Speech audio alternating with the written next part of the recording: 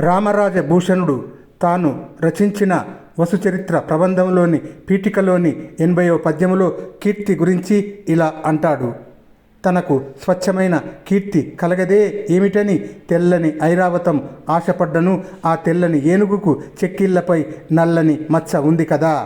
తనపై ఇంకా కీర్తి రాలదే ఏమిటి అని తెల్లని చందమామ ఆశపడ్డను. ఆ తెల్లని చందమామకు నల్లని మచ్చ ఉంది కదా.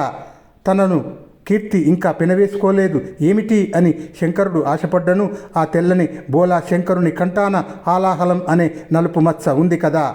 తనకు ఇంకా కీర్తి కలగదే ఏమిటని ఆదిశేషుడు ఆశపడ్డను. ఆ తెల్లని ఆదిశేషునికి కళ్ళల్లో ఎరుపు మచ్చలు ఉన్నాయి కదా. తనకు కీర్తి రాదే ఏమిటని పాలసముద్రం ఆశపడ్డను. ఆ తెల్లని క్షీర సముద్రానికి అడుగున నలుపు ఉంది కదా.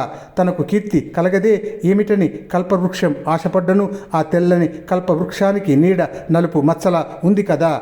అయితే ఏ మచ్చలు లేని తిరుమల రాయల కుమారుడైన వెంకటరాయల రాజుకే కీర్తి లభించింది.